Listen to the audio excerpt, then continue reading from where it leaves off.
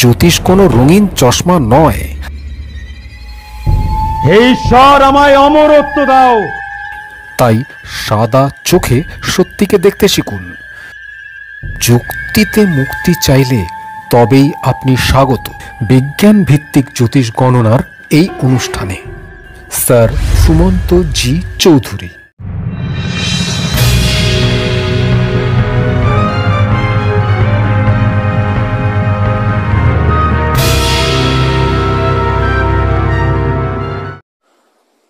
নমস্কার, the power of অ্যাস্ট্রোলজির আজকের এই অনুষ্ঠানে আপনাদের সবাইকে স্বাগত।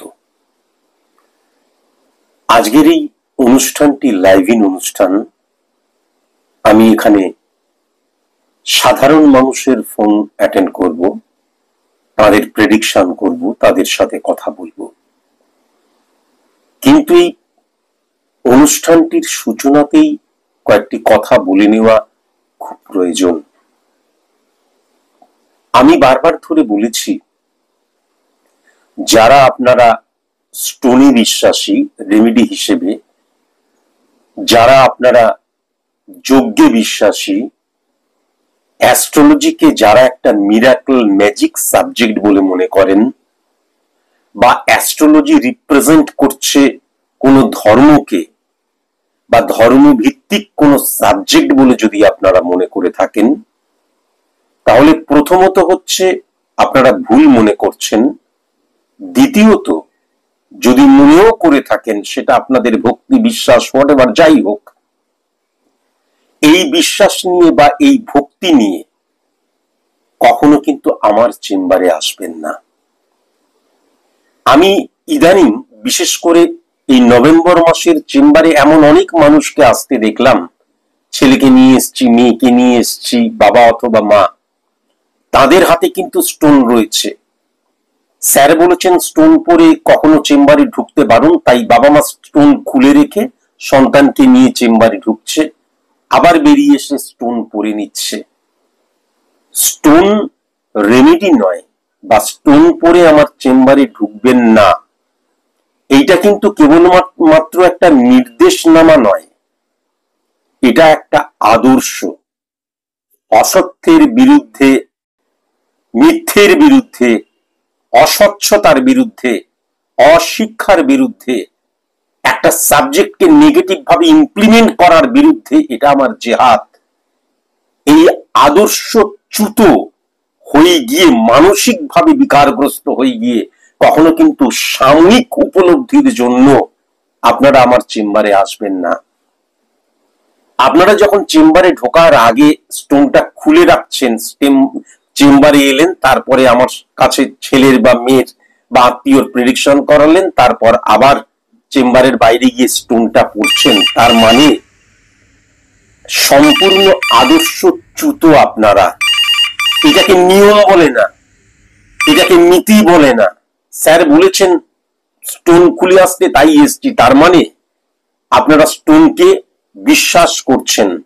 স্টোনকে যখন বিশ্বাস করছেন, তার মানে অ্যাস্ট্রোলজি সাবজেক্ট বা রেমেডিয়াল প্রসেস অ্যাপ্লাই, বা এই সাবজেক্টের গুরুত্ব সম্পর্কে আপনারা কিন্তু অনীহা প্রকাশ করছেন, বা কুসংস্কারে আচ্ছন্ন হয়ে যাচ্ছেন, বা ভুল ভাবে কিন্তু এই সাবজেক্টটাকে ব্যাখ্যা করছেন।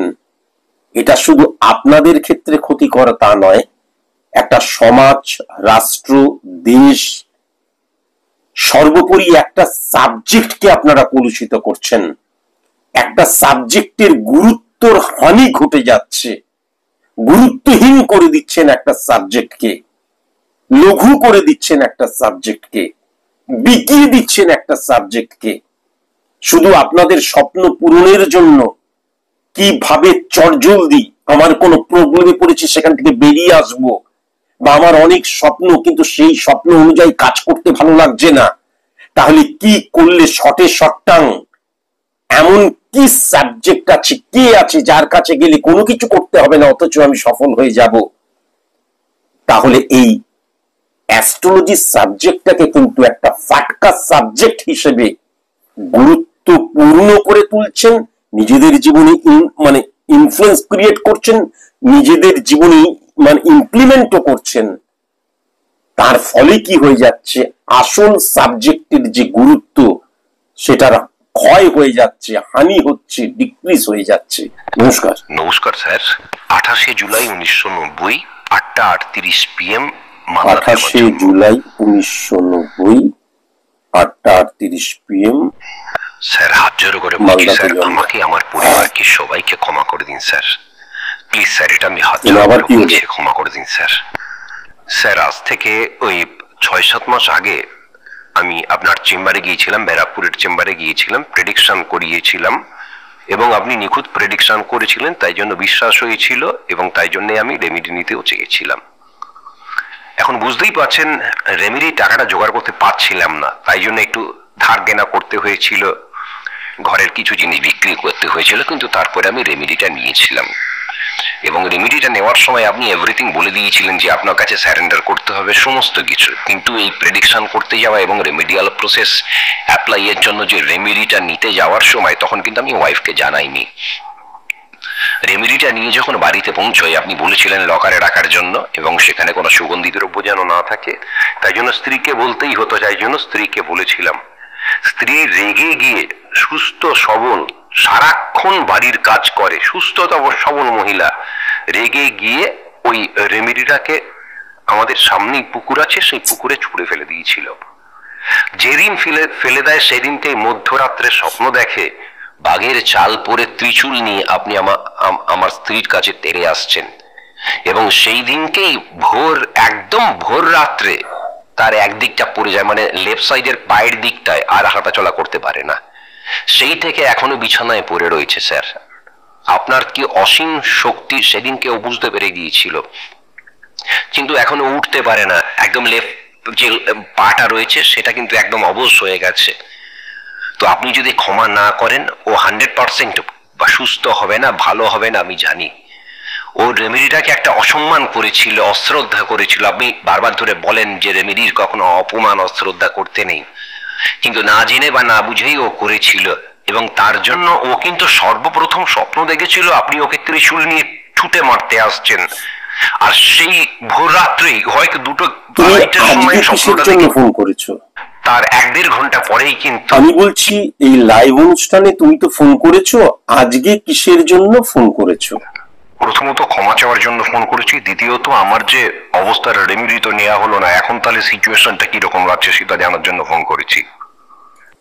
আমি কি বলেছিলাম যে যখন আমাদের গ্রহগত কোনো রোগ সৃষ্টি হচ্ছে, সেই রোগটাকে যখন আমরা পুষতে শুরু করছি, একটা হয় যে আমি রেমিডিয়াল প্রসেস অ্যাপ্লাই করলাম না, আরেকটা হয় নয় আমি যজ্ঞ করছি গ্রহের নেগেটিভিটি অফ করার জন্য, নয় স্টোন পড়ছি, তার মানে আমার গ্রহের নেগেটিভিটি কিন্তু অফ হচ্ছে না।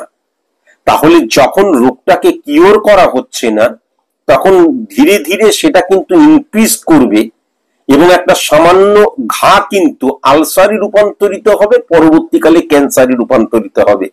এটা আমি বহুবার ধরে বলেছি। আমার গ্রহগত নেগেটিভিটি রয়েছে, আমি ফোন করছি, আমার গ্রহগত নেগেটিভিটিটা হয়তো অফ হয়ে যেতে পারে, কখনোই অফ হবে না। কোনো একটা রোগকে যদি পোষা হয় তাহলে সেই রোগটা কখনো কমে যায় না, সেই রোগটা কিন্তু ইনক্রিজ করে। ইনক্রিজ মানে স্যার খুবই খারাপ অবস্থা স্যার, আমার খুব খারাপ অবস্থা, আমি কি করব? আমি আজকের দিনে যেটা লক্ষ্য করতে পারছি, প্রথমে আমি বলিনি, তারপর তোমার কিছু বলার থাকলে বলবে। আমি প্রথমে যেটা লক্ষ্য করতে পারছি, তোমার দেনা এক্সট্রিম পর্যায়ে চলে গেছে, এক্সট্রিম পর্যায়ে কিন্তু তোমার দেনা চলে গেছে। এবং সবচেয়ে বড় কথা আমি যেটা লক্ষ্য করতে পারছি, এক্সপেন্স, খরচা এবং প্রভূত খরচা, অনেক খরচা, হ্যাঁ, এক্সপেন্স মারাত্মক রকমের বেড়ে গেছে, এটাও কিন্তু লক্ষ্য করা যাচ্ছে। সবচেয়ে বড় কথা, ব্যবসাতে কিন্তু তুমি একদম সময় দিতে পারছো না, যেটা আমি লক্ষ্য করতে পারছি। হ্যাঁ, সাবঅর্ডিনেটদের সাথে কিন্তু তোমার যে কোরিয়াল রিলেশন ক্রিয়েট হচ্ছে না, সাবঅর্ডিনেটের সাথে কিন্তু সংযোগটা সঠিক মতন হচ্ছে না।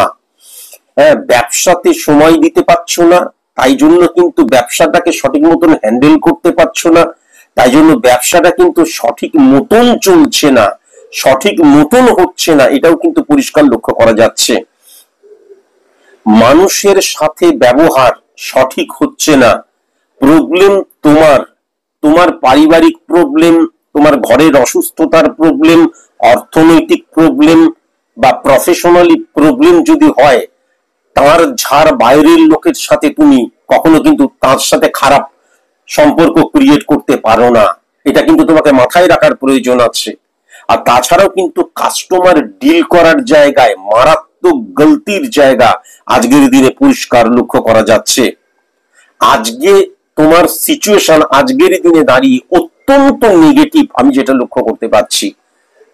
কিন্তু সবচেয়ে বড় কথা যেটা হলো, আজকের দিনে আত্মীয় স্বজন, কাছের মানুষ, পাড়া পড়োশি, ফ্যামিলি ফ্রেন্ড, বন্ধু বান্ধব কেউ তোমার পাশে নেই। লড়াইটা তোমাকেই করতে হচ্ছে। তোমার কিছু বলার থাকলে চট জলদি বলো, কেননা তার আগে তুমি 3-4 মিনিট ধরে অনেক কথা বলেছো। যেগুলো বললেন একদম ঠিক স্যার। স্যার আপনি ক্ষমা করে দিবে, আমার বউ ভালো হয়ে যাবে।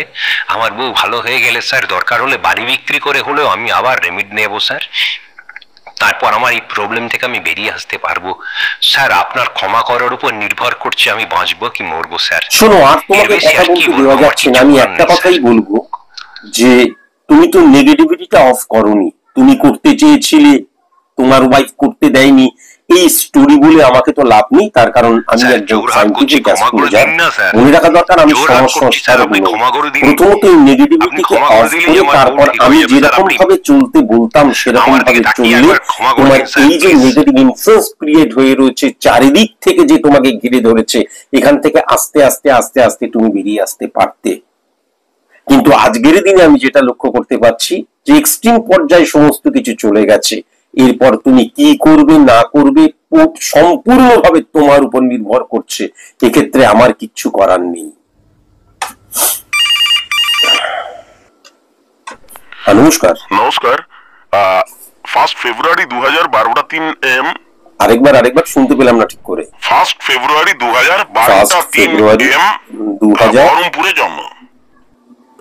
12টা 3 AM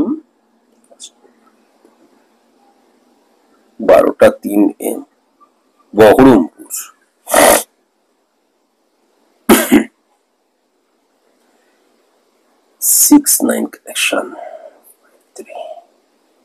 মঙ্গল এবং কেতু, শুক্র এবং কেতুর অবস্থান। এই যে ছকটা আমি দেখতে পাচ্ছি, এই ছকের মধ্যে এটা কার প্রেডিকশন? আমার ছেলের প্রেডিকশন। এটা আমার ছেলের প্রেডিকশন। এই যে ছকটা আমি দেখতে পাচ্ছি, এই ছকের মধ্যে কিন্তু এই জাতকের মৃত্যু ফাঁড়া যোগ ক্রিয়েট হয়েছে। 2000 সালে জন্মেছে, একদম বাচ্চা ছেলে। আমি কি বলেছি? মৃত্যু ফাঁড়া যোগ মানে কিন্তু মৃত্যু তুল্য কষ্ট পাওয়া। মৃত্যু ফাঁড়া যোগ মানেই কিন্তু মরে যাওয়া নয়। এই জাতককে যদি অ্যানালাইসিস করা যায়, আজকের দিনে এর যা সিচুয়েশন ক্রিয়েট হয়েছে, তাহলে মৃত্যু তুল্য কষ্ট কিন্তু ওর জীবনে পাচ্ছে, যাকে আমি মৃত্যু ফাঁড়া যোগ বলছি। এই যে আমি মৃত্যু ফাঁড়া যোগ বলি, আজকে কিন্তু তুমি ওর কে হও? বাবাই কিন্তু বলবে যে সুমন্ত জি চৌধুরীকে কেন গড অফ অ্যাস্ট্রোলজি বলা হয়। সুমন্ত জি চৌধুরী এতদিন ধরে কিন্তু মৃত্যু ফাঁড়া যোগ, মৃত্যু নয় মৃত্যু নয় মৃত্যু নয় বলে এসেছে। এই জাতকটি কিন্তু সরি টু সে মরে ফরে কিচ্ছু যায়নি, কিন্তু মৃত্যুতুল্য কষ্ট পাচ্ছে। আমি তার বাবাকে বলবো, আমি বলেই দিলাম এই জাতকের কিন্তু মৃত্যু ফাঁড়া যোগ চলছে। তুমি আমাকে বলো, এই জাতকের বাবাকে বলছি, যার প্রেডিকশনটি আমি করছি, এখন তার সিচুয়েশন কি, কিসের জন্য তুমি ফোন করেছো, ছেলের কি জানতে চাও বা ছেলের সম্পর্কে কি বলতে চাও বলো। স্যার ছেলে খুব ভালো স্টুডেন্ট। ছেলে আমার ইঞ্জিনিয়ার ছিল। ওই ইঞ্জিনিয়ারিং পড়তে পড়তে একটি মেয়ের সাথে তার প্রেম হয়। সেই মেয়েটা আবার ডাক্তারি পড়ছিল।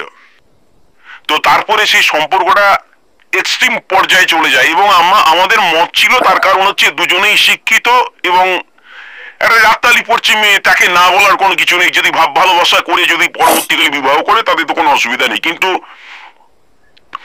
এই বোধহয় 4-5 মাস হলো মেয়েটার কি হয়েছে, মেয়েটার অন্য কোথাও বিয়ে হয়ে গেছে না চলে গেছে, কি হয়েছে জানি না। তারপর থেকে ছেলেটা খাচ্ছে না, ঘুমোচ্ছে না, শুচ্ছে না। তাছাড়া ওই পড়াশোনায় একদম শেষ, মানে খুব খারাপ অবস্থা স্যার। মানে খাওয়া দাওয়া করছে না, কোনো কিছু করছে না। কি যে হবে ছেলেটার আমি বুঝে উঠতে পারছি না, তাই জন্যই ফোন করেছি। মানে কোনো কিছুই করছে না, চুপচাপ শুয়ে রয়েছে, কারোর সাথে কথা বলছে না। কত প্রাণবন্ত ছেলে ছিল, সেই ছেলেটা কি হয়ে গেল কি বলবো। আজকালকার ছেলে মেয়ে বুঝতেই পারছেন স্যার। তাছাড়া আমি দেখি মাঝে মাঝে ঘুমের ওষুধ খাই, এই খাই সেই খাই, নয়তো ঘুম হয় না। কি যে কি করবে বুঝে উঠতে পারছি না, কেননা কি ছেলে ছিল কি হয়ে গেছে আমি তো মানে ভেবে পাচ্ছি না কি হবে। আজকালকার ছেলে এ আঘাত পেয়ে উল্টো পাল্টা যদি কোনো কিছু করে ফেলে, সারাক্ষণ দরজা বন্ধ করে রেখে দিয়েছে, আমি তো ভেতরে কি করছে বুঝতে পারছি না। আমি তো কাজেও ব্যস্ত থাকি স্যার। তাছাড়া একটা মেয়ের জন্য কি জীবন নষ্ট করবে নাকি? এত ভালো স্টুডেন্টও, কাজের কত ভালো ভালো অফার আসছিল, এখন কাজ কর্ম সমস্ত কিছুই সবকিছু বাদ হয়ে গেছে। এখন মানে ফিউচারটা কি হবে সেই জন্যই আমি ফোন করেছিলাম। ও কোনো কাজ কাম কিচ্ছু মানে কাজ কাম নিয়ে কিছু বলাও যাচ্ছে না, বললে পরেই তেড়ে ফরে উঠছে, অন্ধকার করে ঘরের মধ্যে দরজা বন্ধ করে শুয়ে থাকছে। এত ভালো স্টুডেন্ট, সামনে এত ভালো অপরচুনিটি আসছিল, তাহলে কি ও কোনো কাজ কাম না করে এরকমই করবে? আমার তো মনে হয় কাজই না করে ফেলে। তার মানে কিন্তু এত বড় ছেলে, ওকে তো এরকম করে বারণ করা যায় না। আমি কি সারাক্ষণ ঘরের মধ্যে বসে থাকবো ওর জন্য? আপনি বলুন স্যার। ঠিক আছে ঠিক আছে, যে সমস্ত দর্শক শ্রোতা প্রত্যেককেই বলছি, যারা আমাকে ফলো করেন তাদেরকেও বলছি, সায়েন্টিফিক অ্যাস্ট্রোলজি নিয়ে যারা চর্চা করেন তাদেরকেও বলছি, আমি বারবার ধরে বলেছি, আমি যে কথাটা বলি তার পেছনে যুক্তি থাকে। আমি অন্তত কয়েক লক্ষবার বলেছি, মৃত্যু ফাঁড়া যোগ মানে কিন্তু মরে যাওয়া নয়, মৃত্যু তুল্য কষ্ট পাওয়া। এক্সাম্পল আপনারা নিশ্চয়ই বুঝতে পারছেন। এবং এই কারণের জন্যই কিন্তু মনে রাখবেন, আমার মধ্যে কোন রকমের কোন সুপ্রিম পাওয়ার নেই, আমি কোনো ঈশ্বর নই। কিন্তু এই যে নলেজ এবং প্র্যাকটিক্যাল একদম মানে সাধারণ মানুষের মুখ থেকেই শুনে বুঝতে পারছেন আমি যে কথাটা বলেছি কতটা সত্য। এই কারণের জন্যই কিন্তু আমাকে গড অফ অ্যাস্ট্রোলজি বা সারা পৃথিবীর মানুষ ঈশ্বর বলে ডাকে, আমার নলেজের জন্য। আমি কিন্তু বারবার ধরে বলেছিলাম যে মৃত্যু ফলা যোগ মানে কিন্তু মরে যাওয়া নয়, মৃত্যু তুল্য কষ্ট পাওয়া। এই জাতকটির ক্ষেত্রেও সেম জিনিস তার বাবা বললেন, আপনারা শুনলেন। যাই রাখলাম।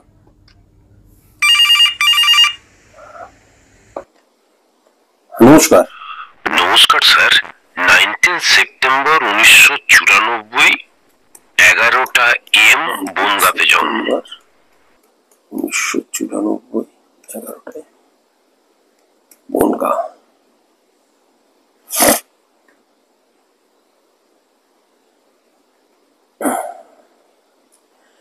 আচ্ছা, প্রথমে আমাকে কয়েকটা কথা বলো তো, হ্যাঁ নাই উত্তর দাও। তুমি যে বাড়িতে বাস করো সেটা পৈতৃক বাড়ি, তাই তো? হ্যাঁ স্যার, পৈতৃক বাড়ি।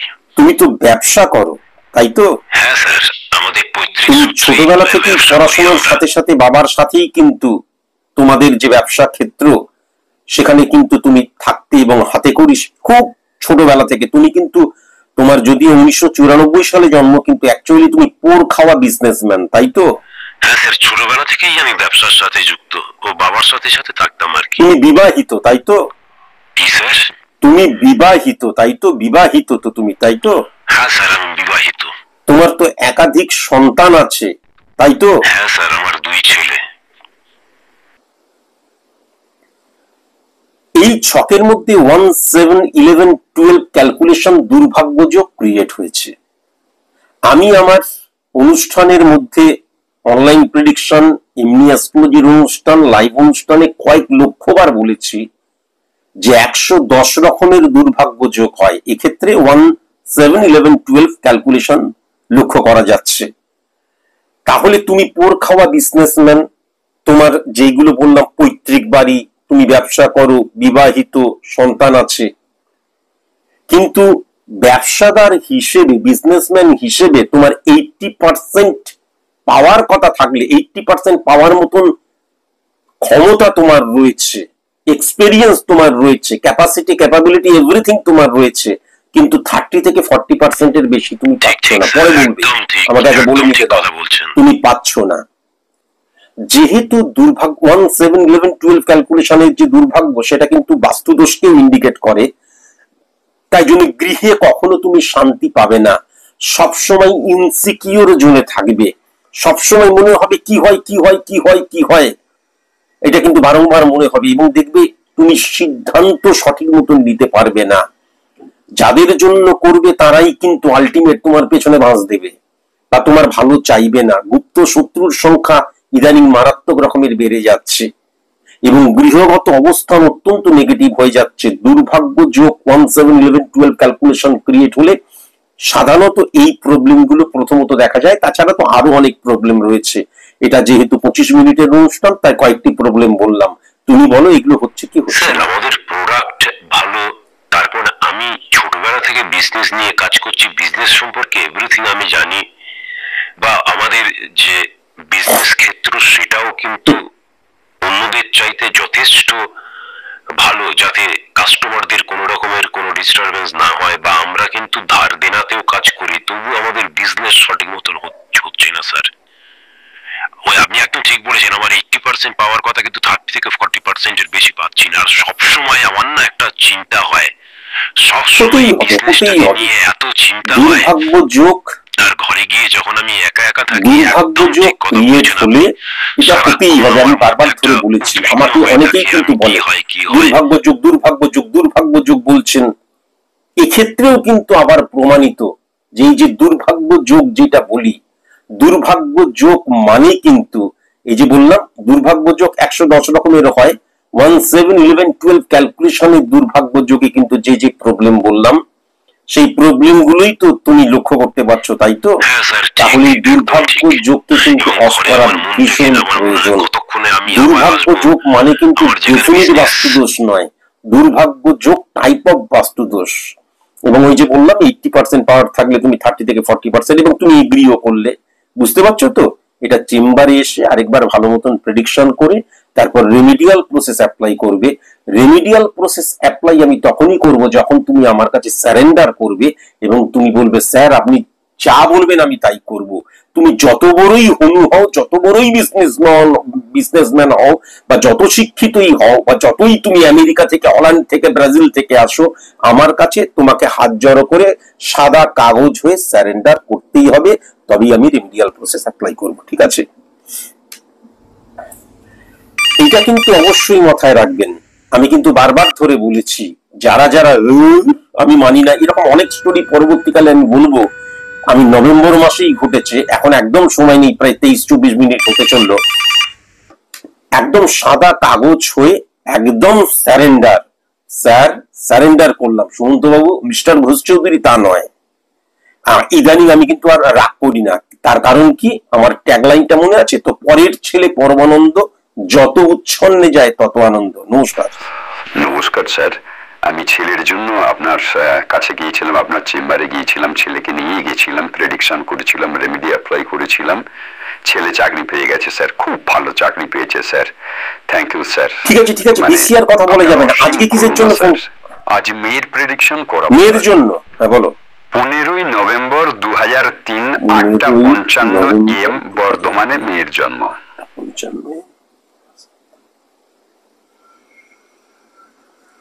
639 কানেকশন।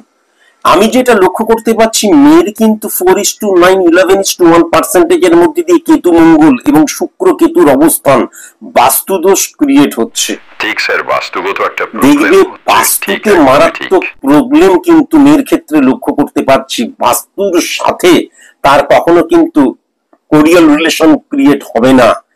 হ্যাঁ, বাস্তুদোষ মানে আমি কি বলেছি বলতো?